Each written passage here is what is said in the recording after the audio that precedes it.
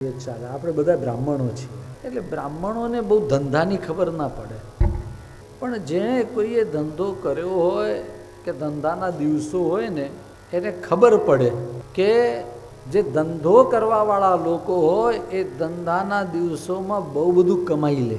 દાખલા તરીકે પતંગની સિઝન આવે, જે સિઝનલ ધંધો કરતા હોય, કે ફટાકડાની સિઝન આવે, રાખડીઓની સિઝન આવે, એ શું કરે? એ લોકો જેને ચોપડાનો ધંધો હોય, પુસ્તકોનો ધંધો હોય, દિવાળીના ચોપડાનો ધંધો હોય, એ લોકો શું કરે?